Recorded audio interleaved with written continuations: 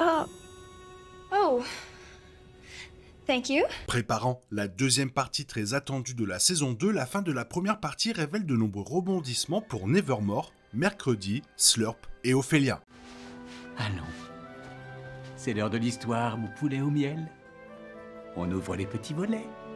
Cœur vaillant, œil sur la balle, on ne peut pas perdre.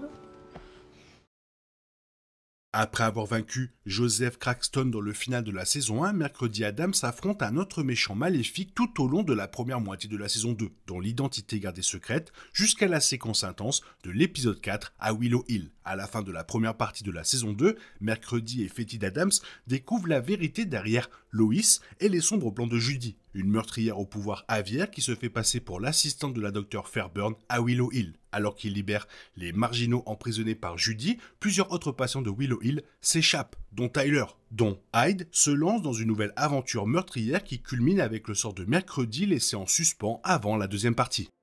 La saison 2 démarre avec une intrigue cruciale impliquant une personne qui traque le personnage principal depuis la fin de la saison 1, mais la réponse est rapidement révélée. Agnès 2000 est un nouveau personnage au sein de la distribution de la saison 2, qui se déclare la plus grande fan du personnage principal. Après la fin de la saison 1, Mercredi Adams s'est forgé une réputation à Nevermore, ce qui lui permet difficilement l'isolement auquel elle aspire tant. Agnès est une marginale dotée du pouvoir de se rendre invisible. Agnès a traqué Mercredi pendant les 2 premiers épisodes de la saison, brisant plusieurs limites d'espace personnel, s'introduisant par effraction dans sa chambre et menaçant même la vie de Enid. Elle agit ainsi pour impressionner Mercredi. Agnès porte même du noir pour s'associer à Mercredi dans certaines scènes. Elle est déterminée à devenir l'amie de Mercredi d'une manière obsessionnelle et manifestement malsaine, ce qui conduit à certains des comportements les plus dangereux de la série. Pourtant, Mercredi finit par s'en faire une alliée. Le fait qu'elle soit invisible explique comment elle a pu prendre les photos et comment elle a réussi à obtenir le numéro de Mercredi.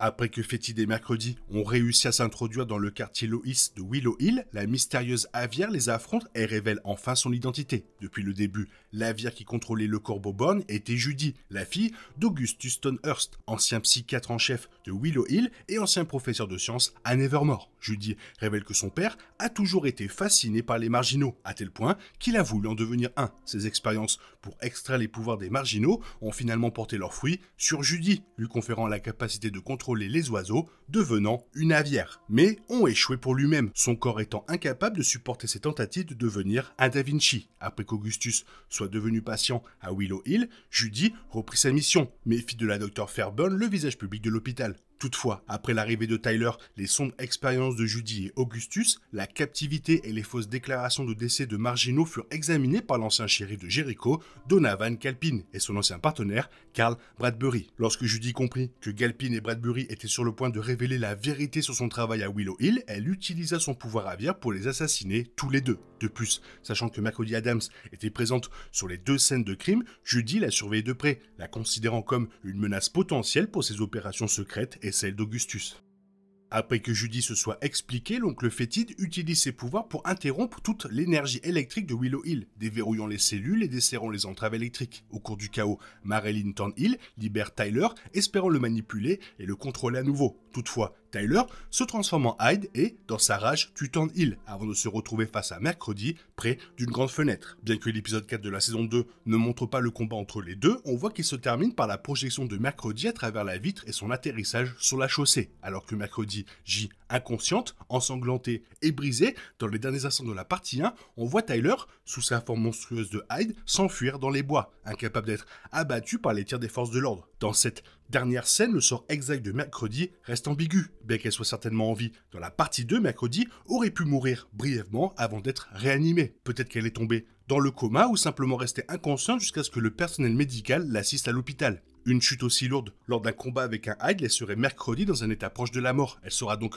probablement encore à l'hôpital lorsque la partie 2 arrivera. La question se pose également de savoir où va Tyler. Il pourrait se rendre dans sa maison désormais abandonnée à Jericho, dans un autre endroit ou dans une cachette dans les zones boisées de Jericho, ou même directement à Nevermore pour terminer ce qu'il a commencé dans la saison 1. Mais le plus important est maintenant de savoir qui est son nouveau maître.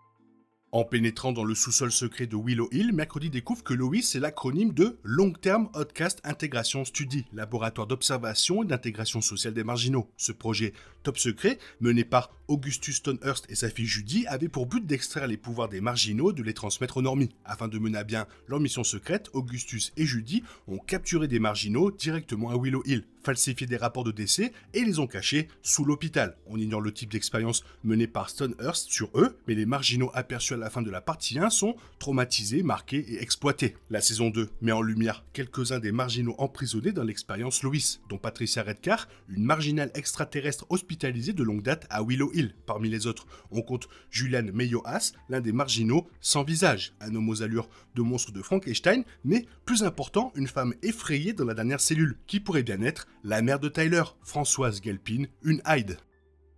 Parmi les marginaux libérés de leur entrave à Willow Hill dans l'épisode 4, on retrouve Slurp, le zombie réanimé par les pouvoirs électriques de Bexley. Plus Slurp a mangé de cerveau dans la saison 2, plus il a retrouvé son aspect humain, ce qui l'a conduit enfin à parler à la toute fin de l'épisode 4. Pendant le tumulte, Slurp tombe nez à nez avec Augustus Stonehurst et le salue d'un « bonjour, vieil ami » avant de manger son cerveau. Cette réplique indique que Slurp et Stonehurst ont une longue histoire remontant à leur époque à Nevermore, ce qui suggère que l'histoire du tronc en forme de crâne d'Ajax omet un élément clé de l'implication de Stonehurst. La décision immédiate de Slurp de tuer et de manger le cerveau de Stonehurst dès ses retrouvailles suggère que l'ancien professeur de sciences de Nevermore pourrait avoir joué un rôle dans la mort du garçon. C'est peut-être la mort de Slurp qui a poussé Stonehurst à quitter Nevermore pour de bon. Slurp ayant même pu être l'un des premiers sujets de thèse de Stonehurst avant le début officiel de son projet Lois. Et bien sûr, Slurp aurait pu être le créateur de la technologie.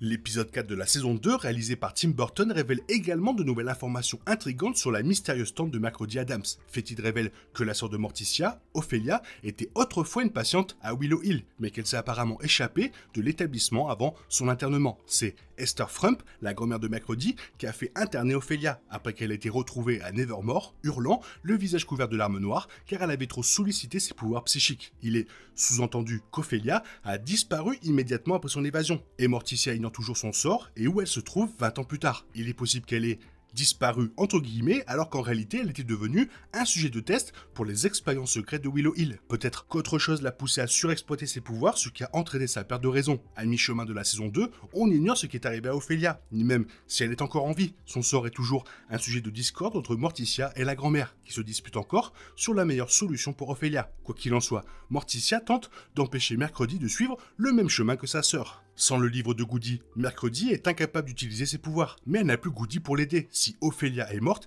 il serait logique de présenter le personnage comme remplaçante de Goody dans la partie 2. De toutes les ancêtres, Ophelia semble être la meilleure candidate pour guider Mercredi dans son rôle de corbeau.